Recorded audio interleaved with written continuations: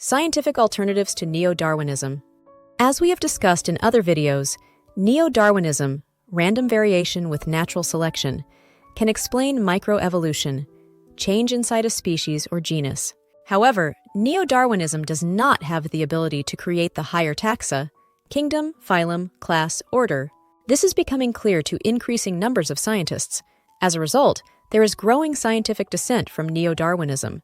This video discusses the growing skepticism among scientists regarding Neo-Darwinian evolution and briefly summarizes alternative theories and explanations that these skeptical scientists are considering.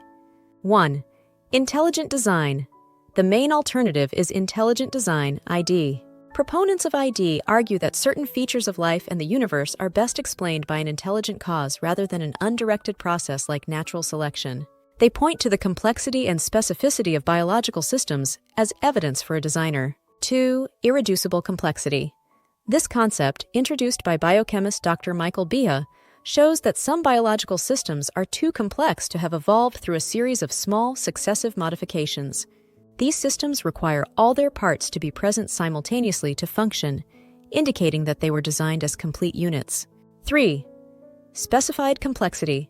Another aspect of intelligent design theory is the idea of specified complexity, which posits that biological information is highly specific and complex, making it impossible to obtain through random mutations and natural selection alone. This concept indicates that an intelligent agent is responsible for the information encoded in DNA. 4.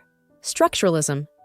Some scientists consider structuralism as an alternative, which emphasizes the role of physical and chemical laws in shaping the development of life. Structuralism suggests that biological forms are consistent with inherent constraints and properties of biological materials, rather than random mutations. My comment: structuralism is consistent with intelligent design, since a designer would create biological forms in a manner that is consistent with inherent constraints and properties of materials.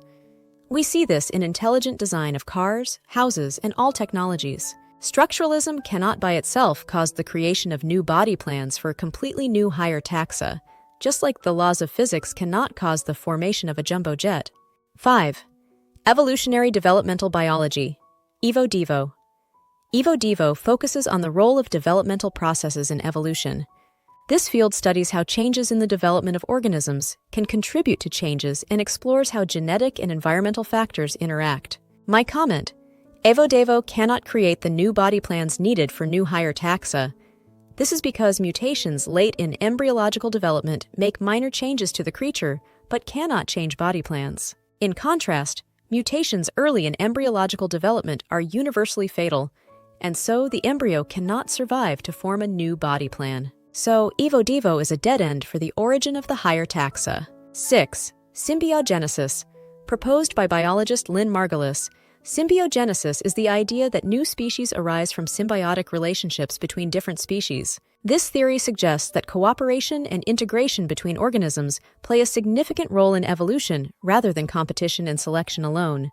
My comment: symbiogenesis can explain some microevolutionary features of some organisms. However, it cannot explain the origin of completely new body plans for the higher taxa. Trying to use symbiogenesis to explain new body plans is like mashing together a car and a tractor and expecting a 747 airplane to be the result. It is not even clear that the icons of symbiogenesis work. The claim that one prokaryotic cell swallowed another, and that resulted in eukaryotic cells. The complexity of the required integration points to a need for intelligent design rather than random symbiotic effects. 7. Self-organization.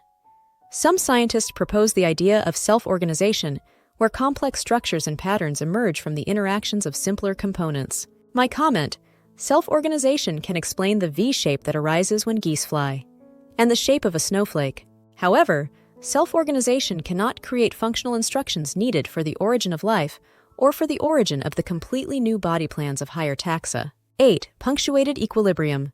Proposed by paleontologists Niles Eldredge and Stephen Jay Gould, punctuated equilibrium recognizes that species remain relatively unchanged for millions of years, with significant evolutionary changes occurring in relatively short bursts. My comment: punctuated equilibrium, PE, confirms that Neo-Darwinian gradualism does not work for the formation of the higher taxa, and that species stay relatively unchanged for 90% of the time, even in changing environments.